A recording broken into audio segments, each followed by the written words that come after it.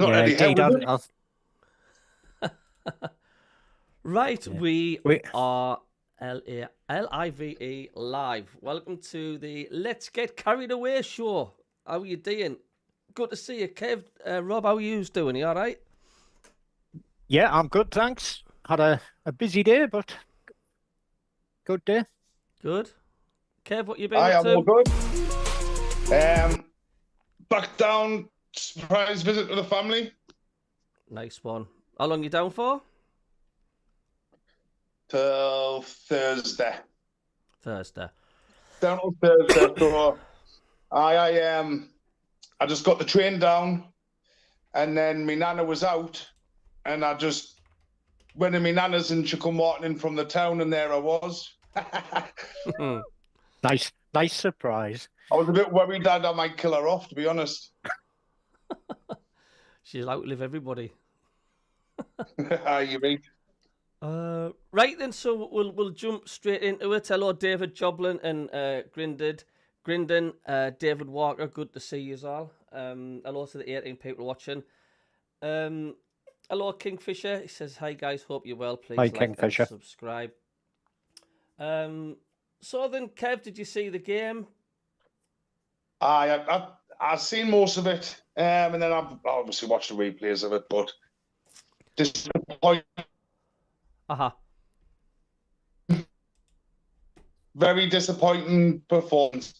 I think like there's a handful of teams in the league we should set up like we did. You know, you've got your Arsenals, your Chelseas, and all of them setting up the way we did. Yes, against them teams, but all the others in the league, I think you've got to be a bit more offensive. I would have went 4-4-2 even, and used us sort of pushing onto them as our defence rather than playing five at the back. I don't know. I just hope he hasn't seen that Chelsea game and thought, oh, this is the way to play in the Premier League, because he's never been like that. Yeah. But we have started that formation since the Chelsea game, really, haven't we? I know. It is. Hello, Colin Major. How are you doing? Hello, Steve Taylor. Good evening, guys. Small setback Saturday, onwards and upwards. Tony Riley, good to see you. Daz Hall, good to see you. Gary Hoyle, flooding in. Yeah, I mean, I just kind of stand when we play like that defensive. I mean, dare I say it, against like the lesser teams in the Premier League. I mean, no wonder that the likes of Isadore that isolated up on his front, because the way we're set up, we're just not giving our strike force or our attacking force a chance, because we can't attack. The way we were stifled. Do you know what I mean? And it was frustrating to watch, because I thought, really, I mean, I didn't think Fulham would like absolutely world beat us, or they played us off the park, but I just thought there was no need for us to play so defensive. We're just. I would have went two up top. I actually would have started two strikers. Aye. Yeah. Marco73, how are you doing? He says, "Hi lads and lasses, I don't believe Regis got it wrong. I just feel all the travelling got to the lads as they looked physically and mentally exhausted." Rob, what did you think? I mean, obviously you did the watch along with us, but Yeah, it was. I mean, I think I would agree with what Marco has just said there, that unfortunately in the Premier League, most teams field a fair number of international players, whichever country they play for. Sunderland had at least 9, if not 10, of the first team on international duty. And most of them were competitive games, not friendlies. So the guys, you're thinking it's a 2-week break. It is for us. It's not for them. And I think the international breaks probably disrupted our what's the word I'm looking for here? momentum. Rhythm. Yeah, it's disrupted our momentum, and the players did look tired. However, one of the things that Fulham managed to do was they managed to sort of effectively negate our midfield, and we ended up defending with a really, really low block, which just invited them onto us all the time, which is why, Fulham had 24 shots and we had 4. We did have our chances. We could have scored. And again, it's just reminiscent of the Burnley game, reminiscent of the Man United game, where if we'd taken the chances that we had, I think the outcome would have been totally different. But we only seem to start really playing properly when we go behind. I know it sounds stupid, but we do seem to do that. Yeah, I definitely agree there. Like, I mean, I know that there's the argument, the fact, like, I mean, every other team. Hello, John McKinney, how are you doing? He says the players came back on Thursday and travelled on Friday. What do you expect? I mean, some people say if you want to stand on the fence that all the other teams have to do the same. Do you know what I mean with their players? But they do. That it's just unfortunate that we. So, some of the games that our players were involved in were tough games. Like the Northern Ireland game was a tough one for 2 of them. Xhaka had a couple of tough games during the break as well, getting Switzerland into the World Cup. And the African teams, some of them were still playing for places in the World Cup. So, it's possibly stretched them just that little bit. I still think we should be good enough to beat Fulham. I really do. Like, I think. Yeah. It was just a poor performance, and it's one of them, a bit like the Burnley game where you just go, look, dust yourself off and get back to winning ways next Saturday. Yeah. Don't dwell on it too much, really, because the last thing we need is for any sort of negativity to sort of set in and all that crap, because it is crap. Like, what's the point in destroying the positive start that we've had because we've had one poor performance? It doesn't cancel out the other 10 games or 9 games, whatever, where we've been brilliant. No. So we all of a sudden haven't become a bad team over the course of one game. Totally it's agree. Just a game that we didn't perform very well in. Reality check. It's a reality check, and they'll go again next week and they'll be stronger. Well said, Kev. Well said. Totally agree. I don't know if you seen me preview video I did. Your dad would have ripped shreds out of us. I had this funny feeling, and I said, I was making points at the fact, like, it's going to be a scrappy game. I'm going to predict Sunderland are going to get a defeat. It's going to be a messy game. We're going to get stifled out, and I was right. And I don't know why I predicted that. I just had this feeling. It's one of the worst places to go after the international break is right on the River Thames down there into a lesser team, type of a Burnley type of a ground sort of thing. Yeah. And I just had that feeling. Do you know what I mean? That it wasn't going to be afternoon. But the referee was an absolute TIT, mate. Look, what annoyed me was the fact, like, every time we were getting shoulder charged, the referee was just ignoring it. The minute we brushed one of their players, they were just getting foul after foul after foul. We were playing against the 12th man. I don't care what anybody says. But the referee was just awful. Yeah, we got nothing. He was not a good referee at all. I think Hume described them best as soft, wasn't he? The one that sticks in my mind the most really was the Isidore, where he was kind of, he was skipped away from their centre half and he got a shove in the back. Clear as day shove. Nothing was given. Yeah. There was even some occasions where we were fouled and the foul went the other way. Yeah, I know. It was piss poor officiating, shall we say. Where was the ref from? But I mean, I don't know, and I didn't look it up. But when I was watching the game, that thought did come in my mind, like, where is he from? Yeah. Because I was like thinking, what reasons would he have to not like us or not want us to get 3 points? And I was just thinking, I wonder where he's from. I didn't look like anywhere from Middlesbrough South, or the Tyne Northwards, mate. I thought, we looked sort of quite comfortable at the back. Do you know what I mean? And if you quite, as the game went on, especially down the last 10 minutes or so, I didn't feel a goal was coming literally from either team, to be quite honest with you. And I thought it was a soft goal. I thought Ballard could have done better. I thought Roos could have done better. It was just so frustrating because, I think a draw would have been a fair result there, I would say. But it was a cruel way. But it does happen. I mean, yeah it was awful weather conditions. Our players weren't switched on. Didn't they take a quick throw in or something like that, or quick free kick, something? That we weren't switched on. The play had kind of stopped and we just didn't switch on in time. That was what happened. Lack of concentration. Yeah. But that's been our undoing in a couple of situations, hasn't it? Lack of concentration, faffing about, losing the ball, they score. Oh bugger. Most of the time, I bet every single Sunderland fan still believed we were going to get a goal before the end, even though we didn't. It's all right. So did we. We all believed, didn't we? We all believed. I think that's why I think there was a lot of disappointment because the fact we're that used to being on a high, and it's continued right through to the Premier League.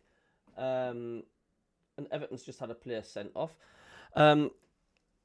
And I just think we're not used to this. We've lost. Do you know what I mean? And it's all right, okay then.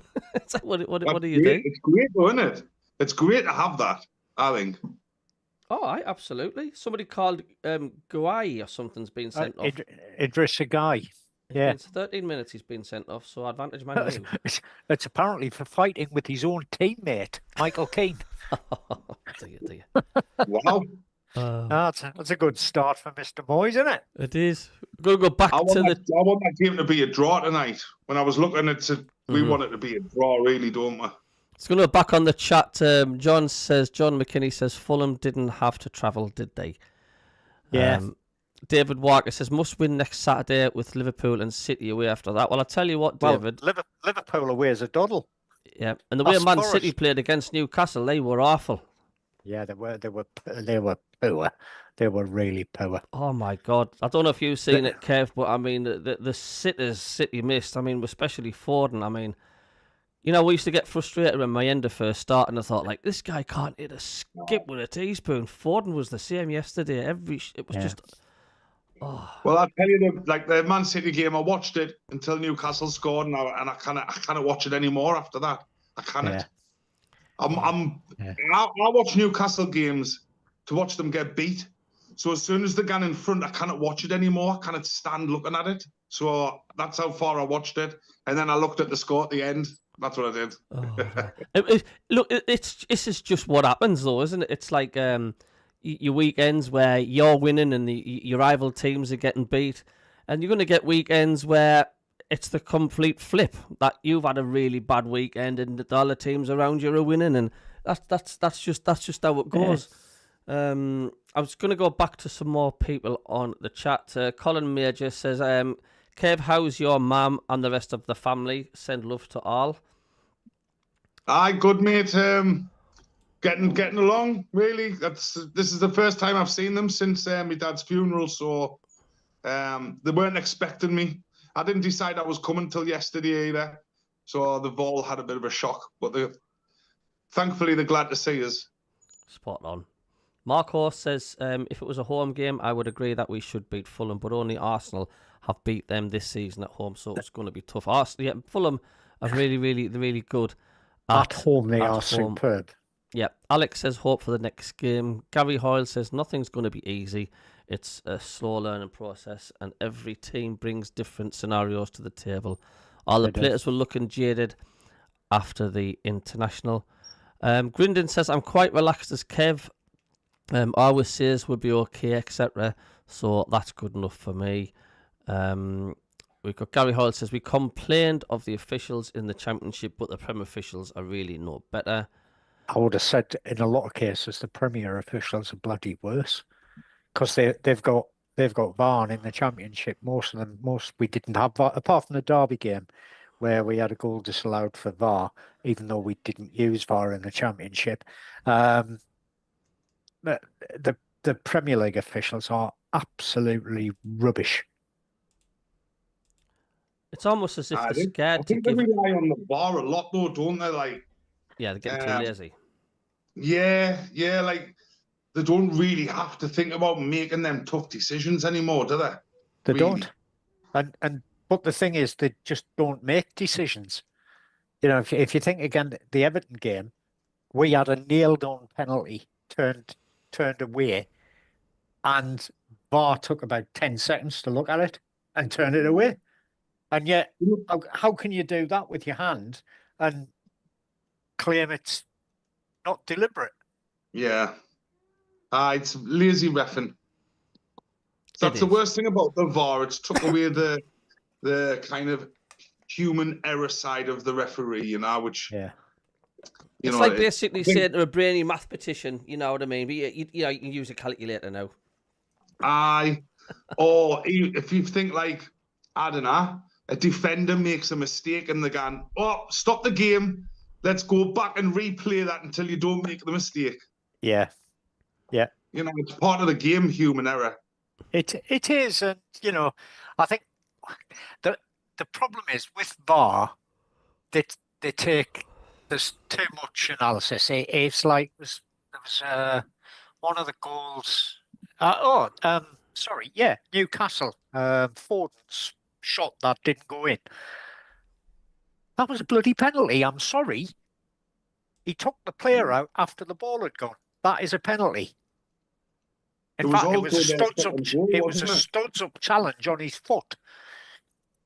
That's a bloody penalty and a sending off offence.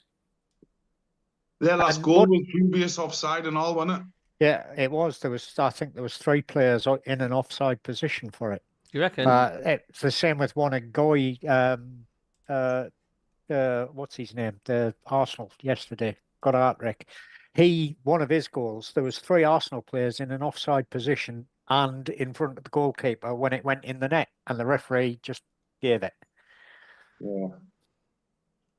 I'm hoping that I hope when we play Man City, I hope that the Premier League's got it in for Man City because they're at war with them, aren't they? Oh, they are. How many points deduction are they going to get? Which league will they end up in? They'll do a Darlow, mate.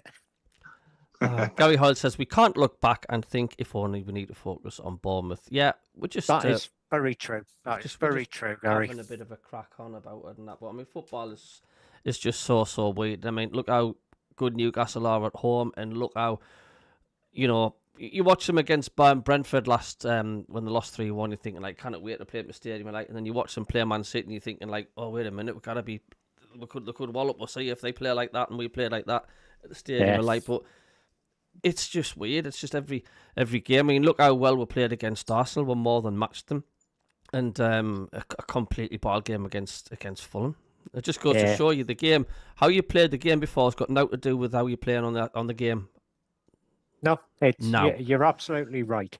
It's who turns up on the day, and on Saturday we were just off the pace. Whereas against Arsenal, we were on or ahead of the pace all the time. Apart from that 20 minutes in the second half. I'm excited about Mundle coming back. I watched him in the first half of that under-21s game the other day. He scored. He done well. He scored. He did well. You know, he's taking people on, getting down the line. He's like a better Adingra. Adingra does the same sort of thing. He plays the same sort of way, but Mundle's got more of an end product. Yeah, looking forward to him coming back and potentially getting Sirkin back as well. I mean, Sirkin's a funny one, isn't it? I've always liked Sirkin, but I like Ronaldo as well, you know. I don't see Sirkin coming and taking his place. But obviously he's going to be away for a few games, isn't he? Yeah. So, yeah. It's up to Sirkin then to be one of them players who takes his opportunity, but he's out of contract in the summer. So will even if he does well, will they keep him in? Will if he he's not going to sign a new contract. Will he be off ski in January? I think he will. I think you might see your Serkins and your Dan Neils, if they're not going to sign a new contract. I think you'll see them away at the end of the January window. Yeah. It'd be nice to have Alderete back as well. That bang on the head must have been fairly serious. Was he not in the squad at the weekend? He was in the squad at the weekend, but he didn't get on the field. Whereas, 3 weeks ago he would have been a nailed-on starter, wouldn't he? Yeah, I think you'll see. I think obviously with the yellow cards with Xhaka and Siddiqui, that's gonna have to be managed over the next few games. However they decide to do it. Yeah, they both need yellows against midfield, I think maybe they both need yellows against Bournemouth. So yeah, they missed the game against Liverpool. Aye, if they haven't picked up a yellow the game before Newcastle, they need to be rested so they don't pick it up in that game. Yeah. So I think that's when you might see Alderete coming back in. I think you might see Gertrude moving more into the Xhaka role. Yeah. I was surprised Chris Rigg was left out the squad for no real apparent reason at the weekend as well. I don't know what's kind of happening with him because he was given an opportunity, wasn't he? He's kind of gone out the picture a little bit. Do you think we'd have to get rid of Mundell if he comes on? He gets onto the first team when he's injured again. Same thing, and he's off for another 4 or 5 months. You think you're gonna have to turn around and say, "Well, look, it's no good." How much would you get for someone like that at the same time? Like another Ross Stewart sort of thing. That's just spending most of his playing career injured. Do you know what I mean? Yeah. Or the other one is Pavida. I was just about to say Ian Pavida. Is he still on the books? Aye. Oh, for God's sake. I think he's out on loan, isn't he? He's up in Scotland on loan or something like that. Selling haggis. That's Iuchi. Is it? All right. I'm sure Pavida's still in that 25. He isn't anyways. He is because I looked on FOTMob the other day. Our squad. He's there. Yeah. But you're right. We've got, we do move on as always. Bournemouth seems to have dropped a little bit. These 1, 2, 3, 4, 5, 6, 7. The last 7 games, they've won 2, drawn 3, lost 2. Drew just gone against West Ham at home. They got thumped against Aston Villa, who are really, really playing well, Villa at the minute compared to where they were. They lost 4-0 against them. They lost 3-1 away to Man City. They beat Forest 2-0. 3-3 draw against Palace. They beat Fulham 3-1 at Bournemouth's ground and drew with Leeds. It's you're gonna sound like a broken record if you say it's not going to be easy because you're going to say that every single week. Do you know what I mean? We beat them at home. We're just D. Yeah. We'll be back to our best on Saturday, I'll tell you. We'll back to our best. We'll thump them, and everything will be forgotten about Fulham, and the march will be back on. Yeah. Yeah, I think we'll win on Saturday. I'm not going to predict the score, but I think we'll win. Well, Tinsel will do that. Yeah, we'll leave it to the tinsel the turkey. I'll tell you what we are going to start and see now, though, which he kind of already is, because the Premier League's been quite tight on the points, hasn't it? Mm-hmm. So yeah. I think you're going to start now over the next 4 to 5 games. You're going to see little gaps opening up in the league, and you're going to kind of probably see where people are going to fall. I'd like to think that we can get the 3 points against Bournemouth.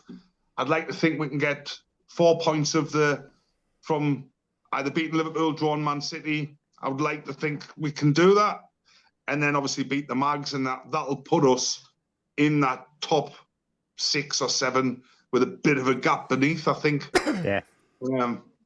Of course it can go the other way, but I just kind of, I was more gutted about not having the 3 points on Saturday, because when you look at it and you think 3 against Fulham, 3 against Bournemouth, get 3 or 4 points from them Liverpool and Man City games going into the mags and that, and what a run that would have been, Yeah. Um, Now, it's a potential we could be down to 8 if Man United beat Everton. that's why I want it to be a draw. Yeah.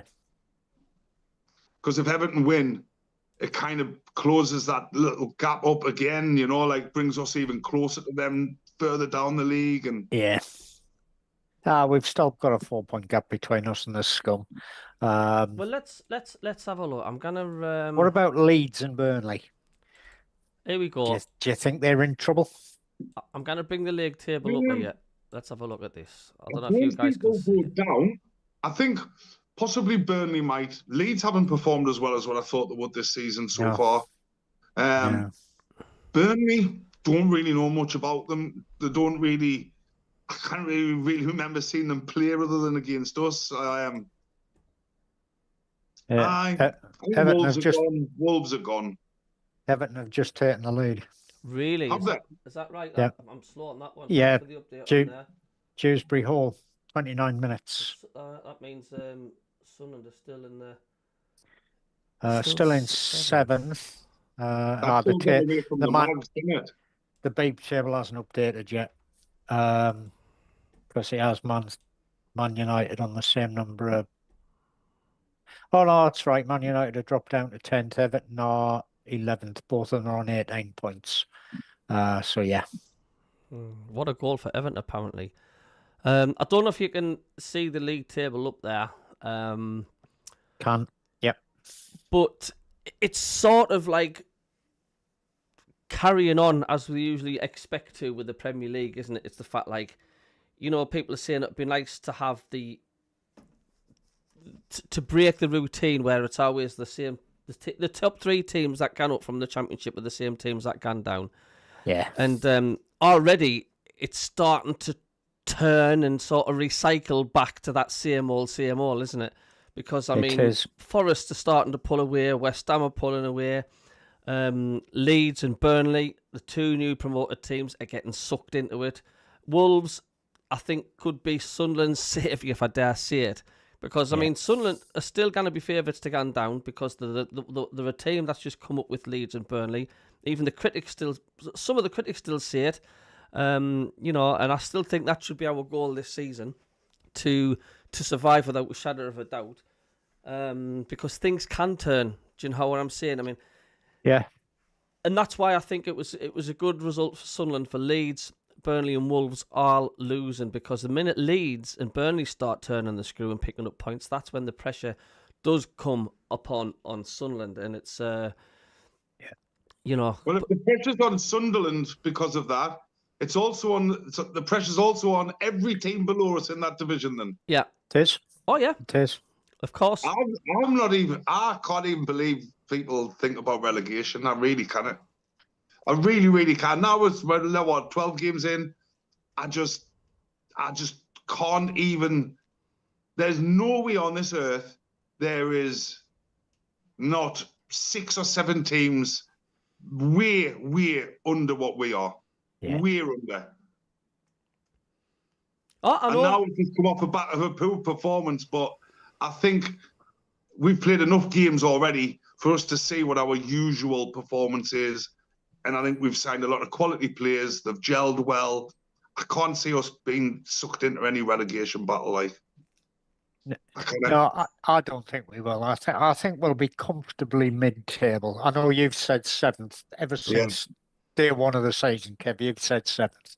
I think we'll be comfortably mid-table. Like I said, my view is if we finish 17th, I'm a happy man. As long as we don't finish 18th, 19th or 20th, which I don't think we will, because Wolves are probably not going to pick up that many more points because they are appalling. If anybody's watching it, the stream, and that is just a screenshot of the league table. It's not a live league table. Everton are currently 1-0 up. I just put that up so we could sort of digest it a little bit in that. Yeah, the only change with the Everton one is Everton are now in 11th. Man United are 12th. So that's on the live table. Sorry, Man United are 10th because, yeah, Man United are 10th, Everton are 11th, Liverpool are 12th. So that'll go down well on Merseyside, the fact that Everton are above Liverpool at the moment. Do you know? But it's as Kev was saying, it's all the other teams and stuff. I mean, look, we were a bit disheartened, weren't we, with the fact we've lost against Fulham. I mean, how many games has Liverpool lost on the trot now? Lots, 6, I think. Let me just have a quick squint. Liverpool gone now, isn't he? They've won 1 in 6. I think he's got a gun, isn't he? Well, there's something not right there. Possibly. And the the one-away Newcastle striker was appalling on Sunday. He was absolutely bloody appalling. Oh, I don't know what happened. I don't know what happened to him either. I thought he'd do well at Liverpool, but I don't know. It just looks like the players have stopped playing for the manager to me. That's what I was saying to some Liverpool fans in my taxi today. I thought that to me, saying there's an unhappy dressing room at the minute. Yeah. Do you know what I mean? Which usually is the end, isn't it? When that happens, it's the end. You can't get it back. Yeah. Just bear with us a second. I'm just putting the live table up, so we can all look at that. I might as well do.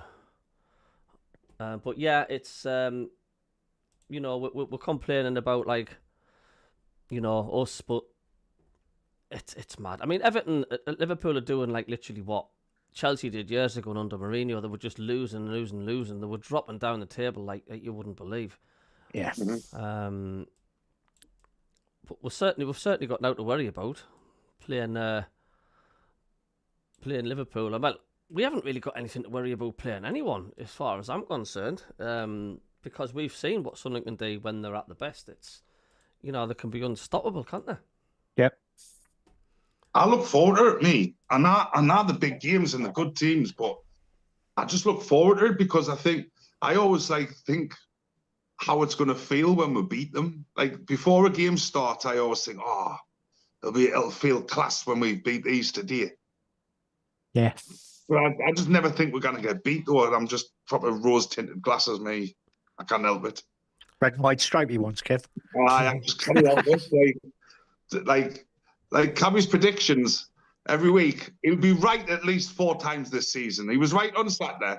He'll be right at least 4 times this season. So my favourite clip still, and I don't know why that is that day before Wembley when against 0-0, and your dad sits back on your chair, looks at you as if to say, "The fuck," like that. Just creep. And then you nearly fall off your chair laughing, Kev. It's so funny. Because he was expecting it, but he's just bewildered that someone can see it. So funny, man. Andy, my mate, Necronics is on, who sorted my PC out last night. He says, we need to sort your OBS out setting, get the quality up a bit. He says, just make sure the HDMI cable is in the right part. Ha, ha, ha, bloody ha. Yes, we've spent about 7 hours of trying to sort out, thinking my graphics card was knackered, and silly Mac and Cabby had the HDMI port plugged into the wrong graphics card. It was a standard one, wasn't it? So, yeah. Honest to God, you couldn't write it. Easy done. Steve says, Steve SCFC says, should stop showing teams too much respect. I do not want to see us play a back 5 against Bournemouth this weekend. Yeah, and this is what the lads have said as well. It's felt like Regis Labrie seems to he doesn't want to get into this habit of going 5 at the back, because we don't need 5 at the back. We've got enough. We're a good attacking team. Don't take what's good away from us. Do you know what I mean? Let us play smooth attacking football, what we can do.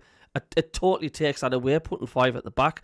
And Isidore is not that type of striker where he's like the lone striker, and he needs the balls threaded through on the ground. He's that type of striker. If you can 5 at the back, you might as well, Isidore might as well not be on the pitch because you didn't hear his name. Yeah. Leeds and Burnley are so erratic, says Gary. Mark73 says, first goal this season is to survive. Anything else, we will get carried away. Yep. I just want a decisive win, 3-0 and a clean sheet, says Kingfisher. Don't we all? We do. Where else? Grindon says, think Alderete will come back in on Saturday. He was a miss in his own way. I can't really see Edwards saving Wolves, says Gary. David Graham says maybe tonight's referee was a bit harsh with that red card at Old Trafford. He's on about obviously watching the game. Yeah. Simon says lost 6, but only a point behind us though. I think it's on about Liverpool there, but I think they.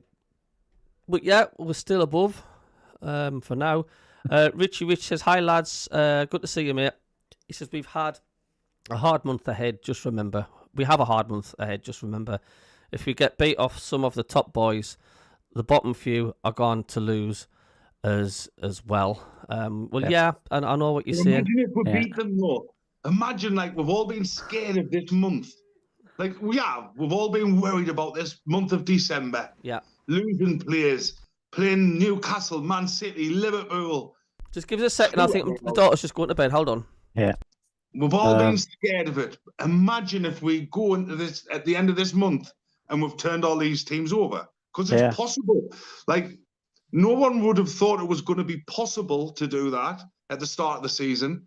No. And if you're a Sunderland fan and you think it isn't possible after watching us this season, you're wrong. You're lying to yourself. You're all like, because it is possible. Yeah, we can be good enough. We are good enough to do it. There was. I said something at the beginning, just before we kicked off against Arsenal.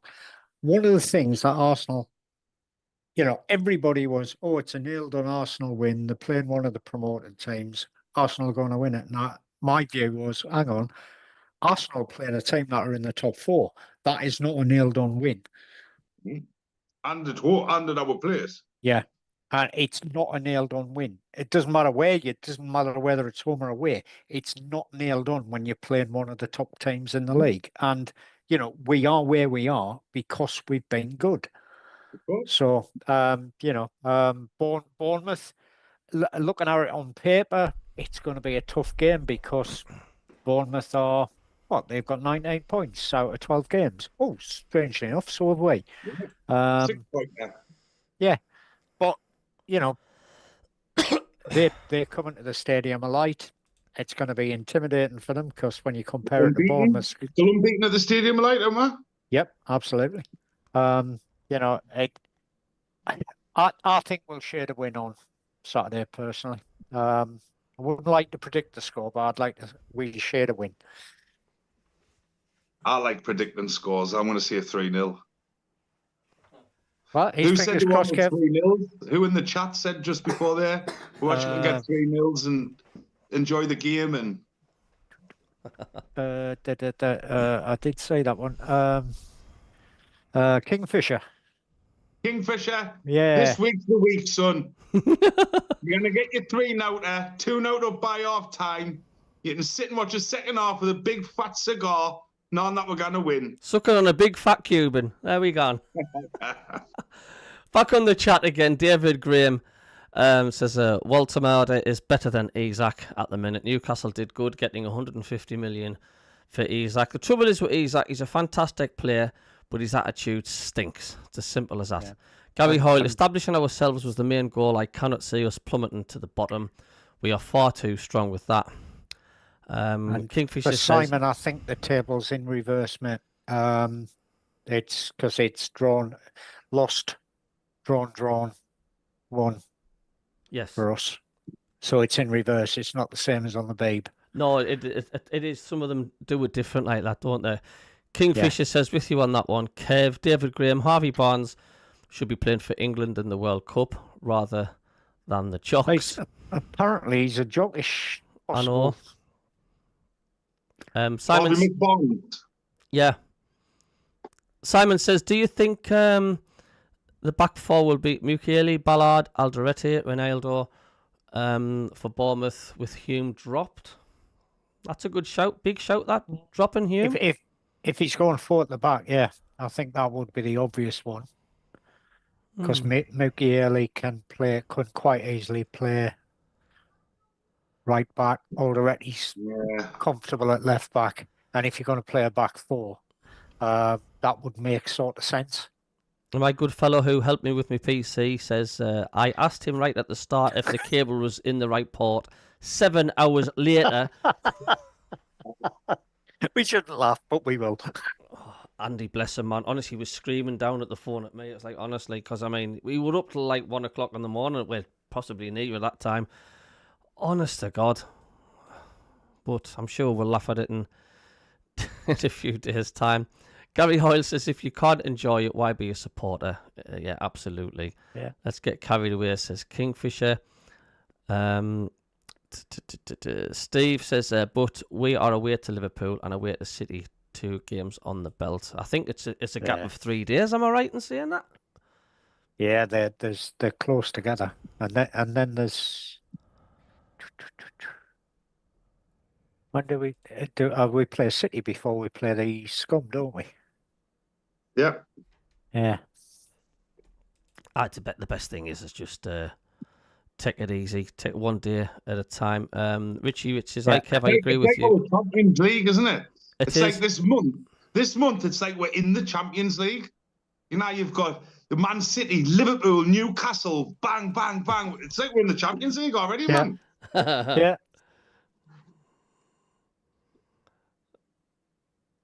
I'll just read that. No, Richie says, hi, Kev, I agree with you. Sunderland will give anyone a game, lads. We will be all right. 2-0, he says. Semenyo and Clivett, says Simon as well.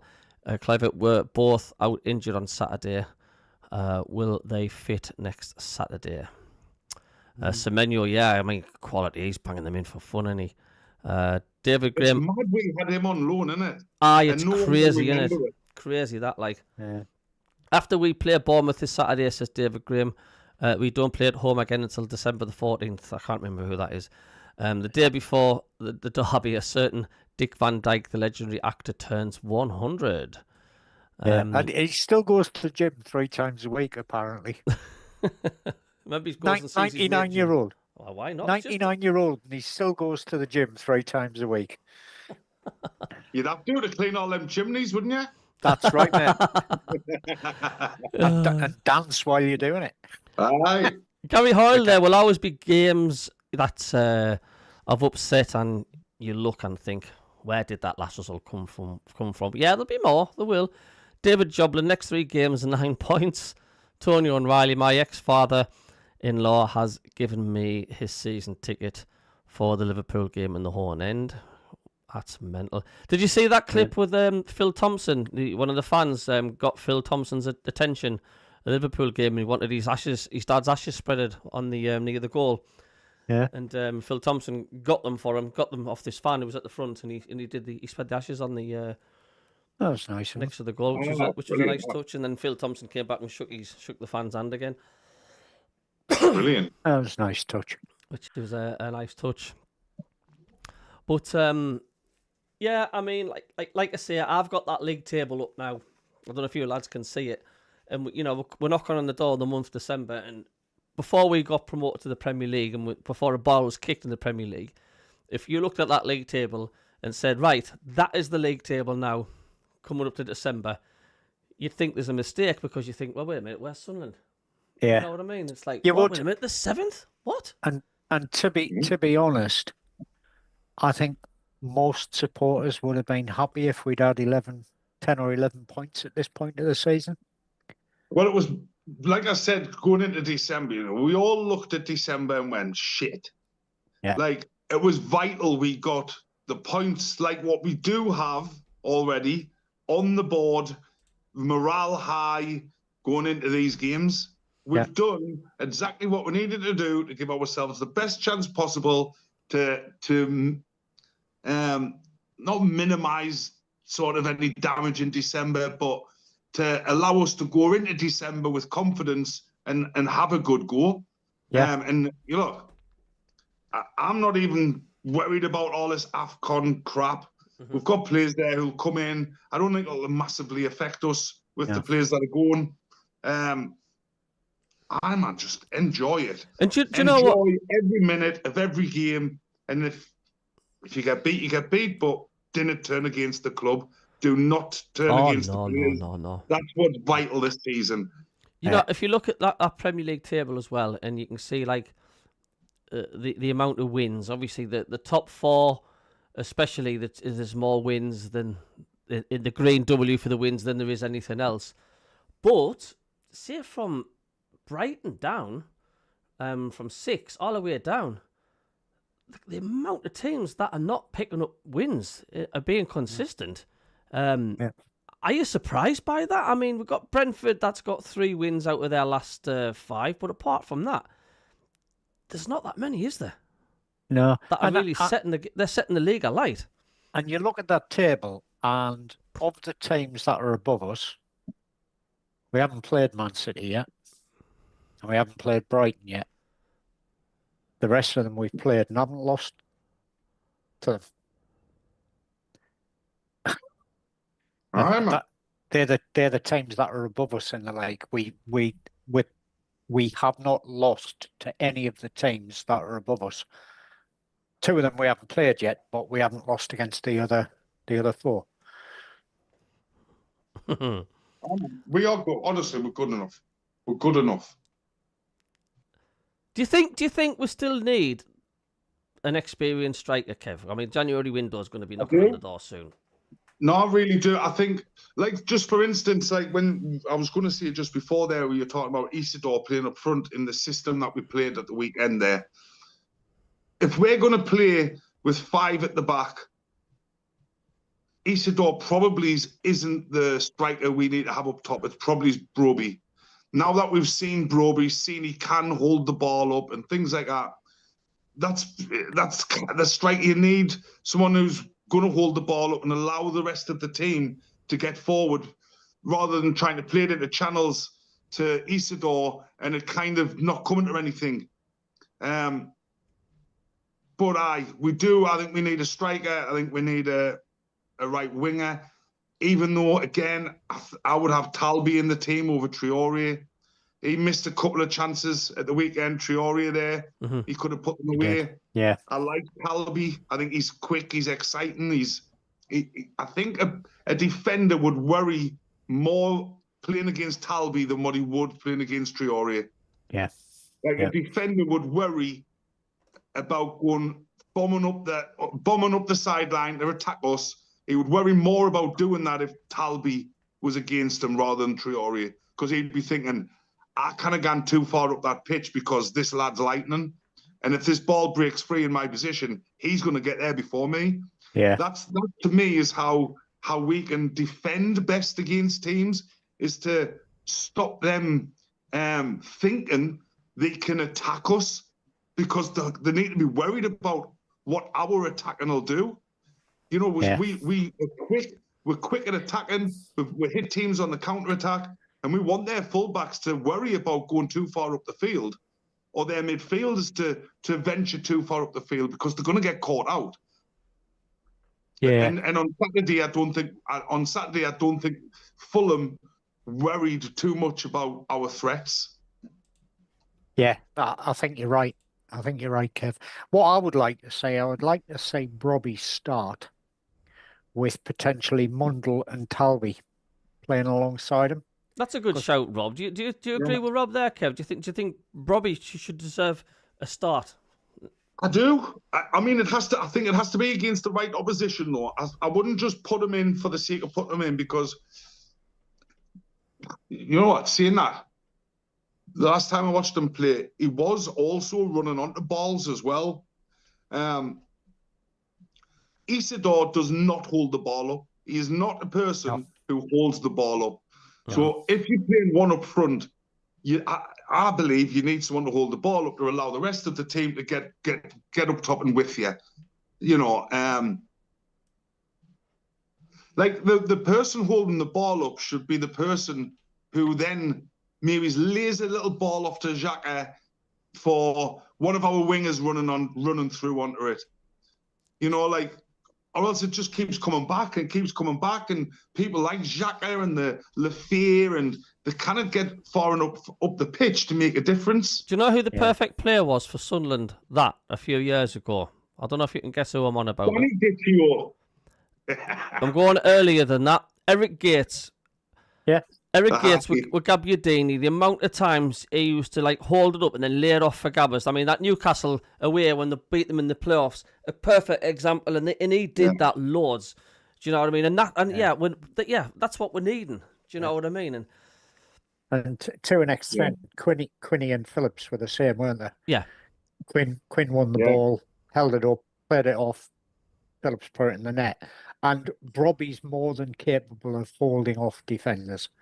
So I would like to see him start with potentially Mondle and Talby coming up from sort of, I wouldn't say wing back. So does that mean you drop Lafay?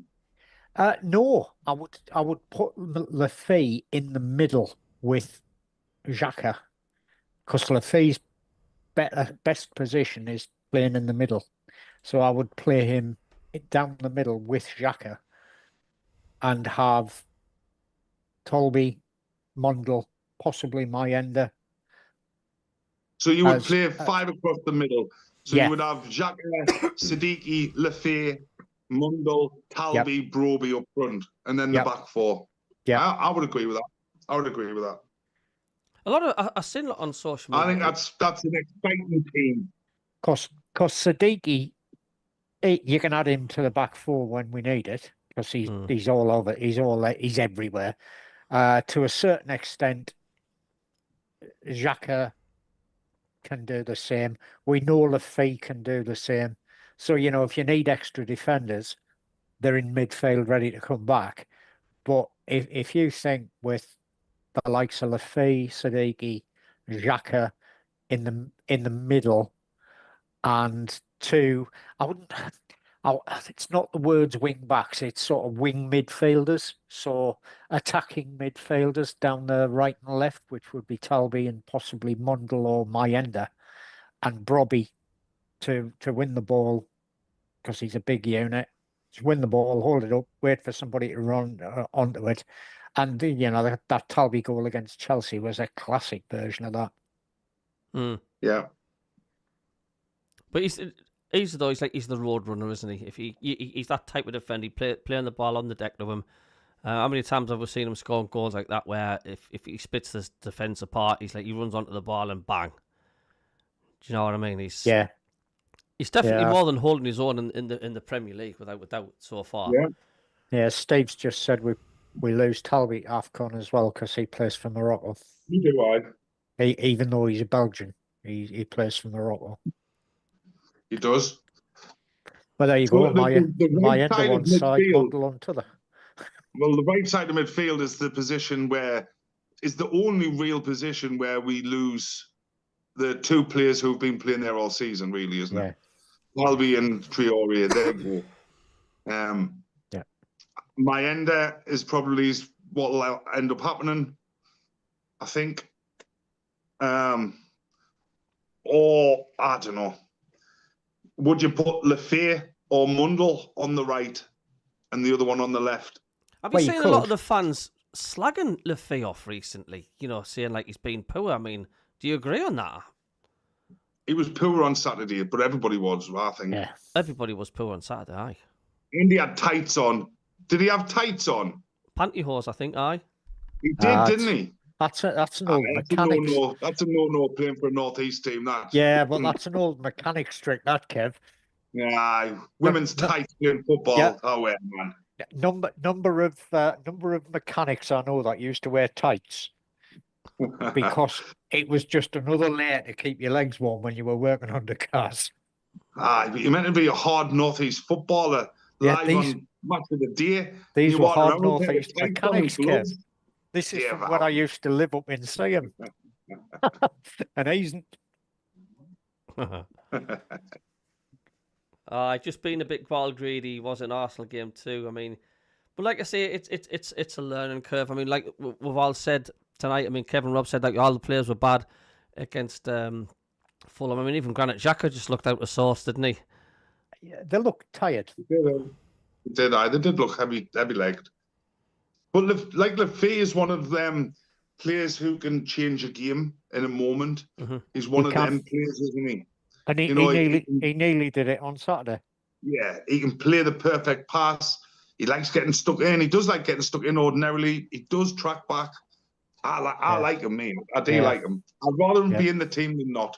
I would always try to, like, I want Mundell to play, but not at the expense of Lefay. I would want to find a place in the team for Lefay. And the team you've just kind of said there, Rob, would, for me, be a great team. Because Talby likes to get back and get stuck in as well. Yeah. Yeah, David Graham's just mentioned what Cabby put a thingy up, video up on the other day about Gendouzi. Oh yeah. I don't know. I don't know. I think he would improve the squad. I don't know whether he would come in and start. Yeah. I think would he be a replacement for Xhaka if anything happened to him? Does he play in that position, or does he play further forward? Well, it's something about Matteo Guendouzi breaks silence on Sunderland transfer links. I think apparently he said something to the fact like, "There's nobody approached me," but that means no, does it? Yeah. No. I thought, did he not say that he had spoke to us over the summer, or more to the point, Regis Labrie? He'd been in contact with him over the summer. Didn't he say something like that? Not now. He used to play for Labrie at Lorient, didn't he? Yes, I did. He's got contacts with Labrie. Yeah.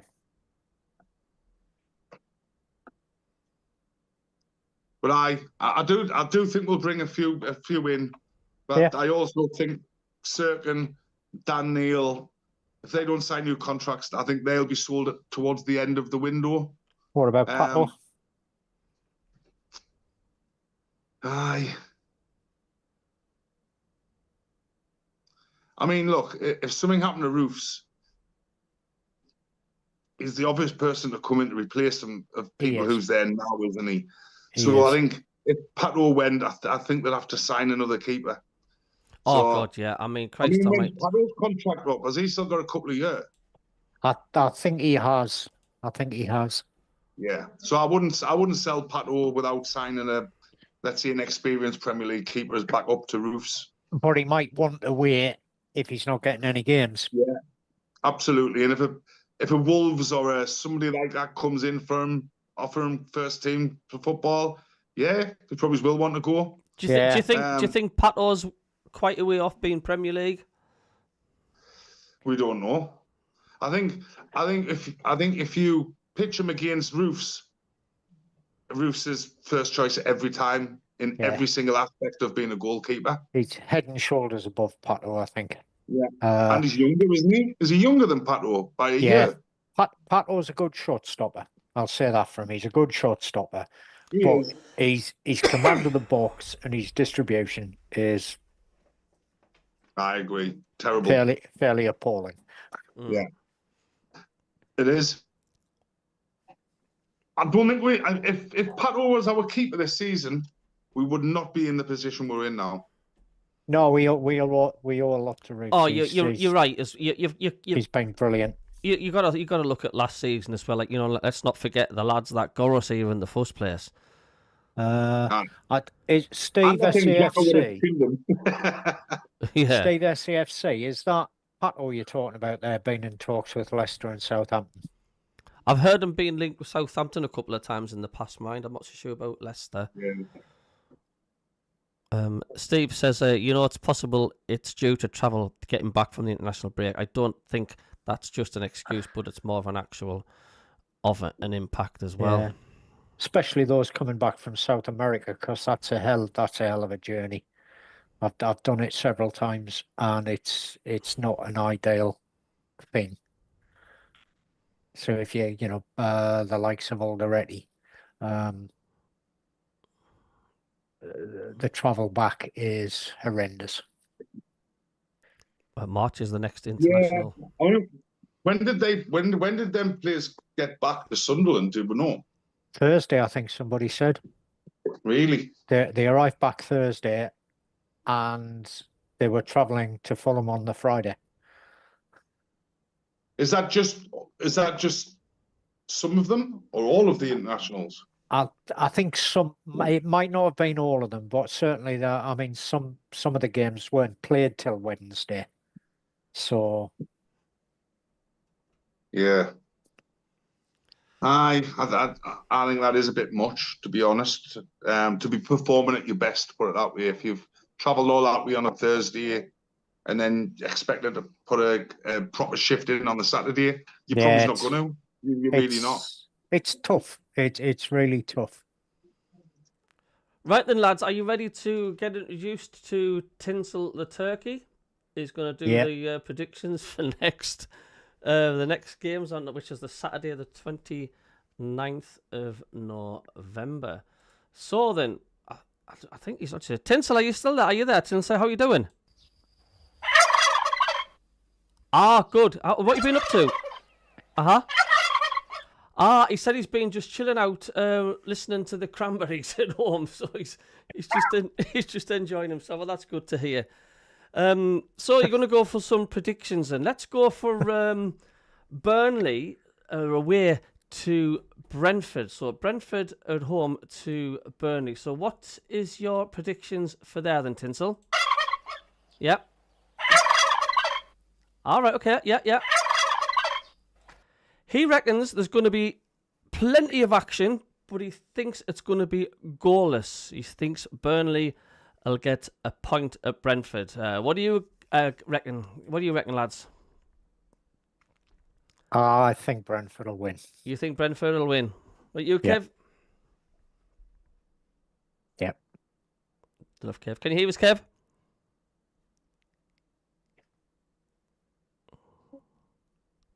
You must be. Can you hear us, Rob? I can hear you, Cubby. We can't hear Tinsel on Zoom. Oh, wait a minute. He's maybe his line's dropped or something. Yeah, we can't hear Tinsel on Zoom, but he is coming across on. Oh, right. So I thought Tinsel was giving Cabby a gobble. Never mind big predictions there. Right. I thought his line had maybe he's dropped there. You seem to drop out there, Kev. Have you got a prediction? Brentford, Burnley.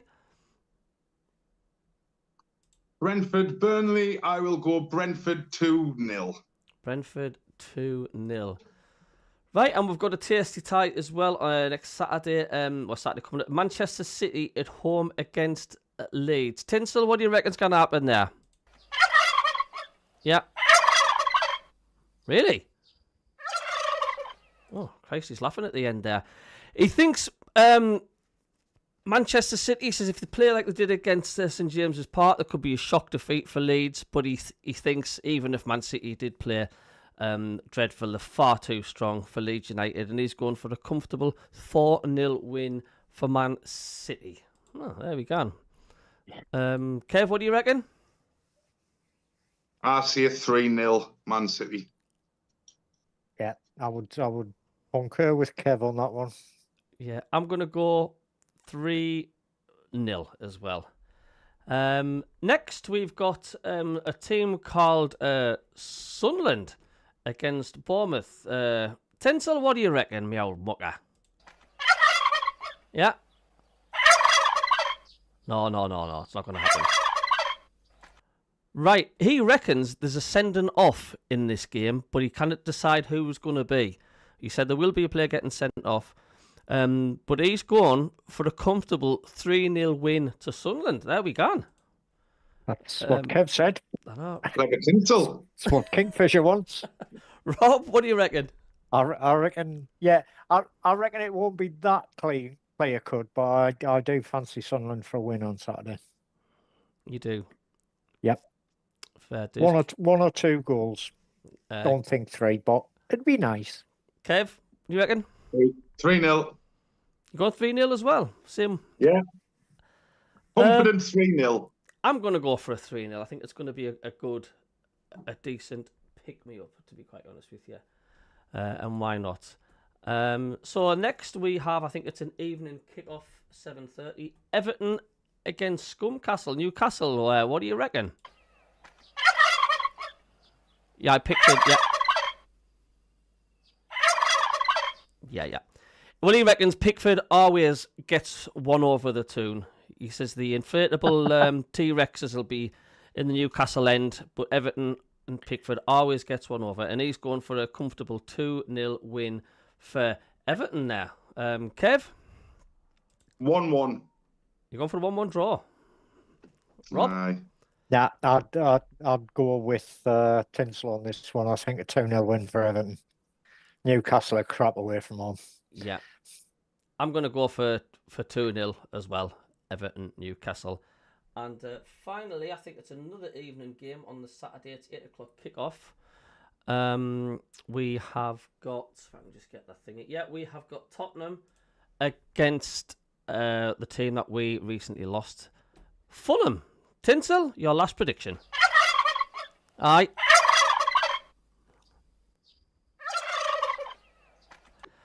He reckons Fulham are going to win that one by 2-0. He says the spirit's been destroyed, getting thumped against Arsenal.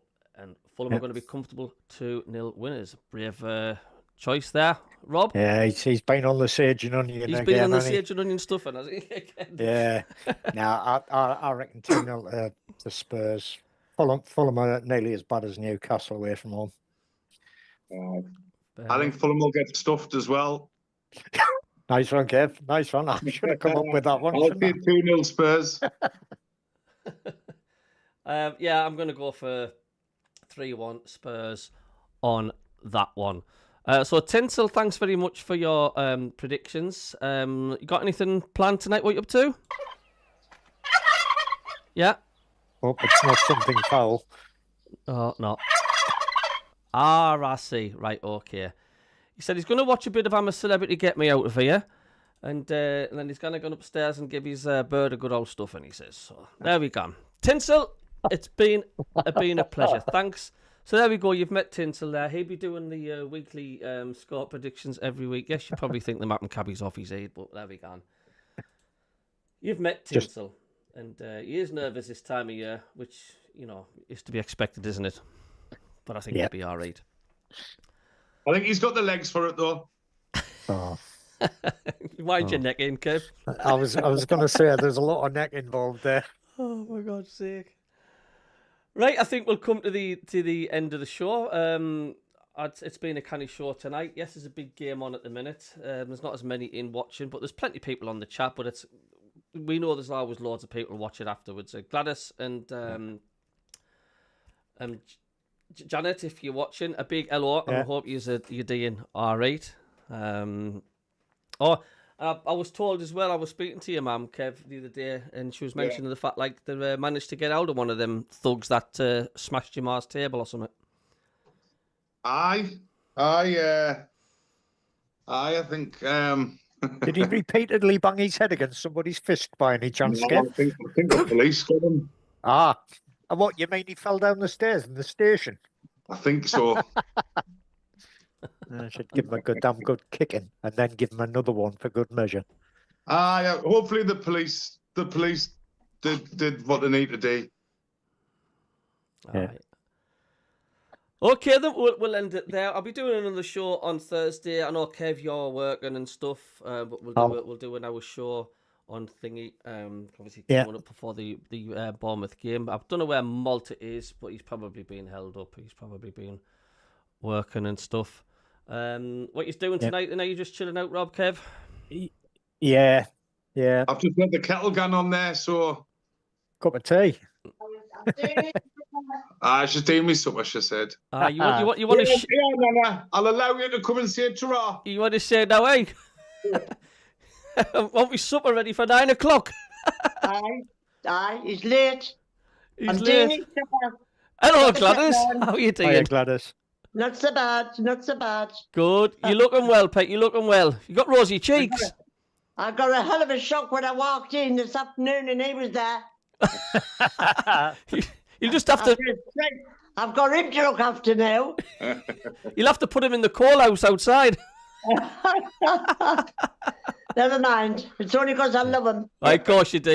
Take care, Pet. Great to see Gladys there. Bless her. She's still smiling. Honestly, she's a star. It's been a good laugh. I do appreciate Yeah. you guys coming on, and thanks everybody in the chat as well. And we will I'll do the next show on Thursday. So yeah, I might be able to join you on Thursday because I am off. But it'll depend what time I get back home. aye, the door's open, mate, anytime. So Yeah. Kev, do you want to say ta-ra? Stay safe, everyone.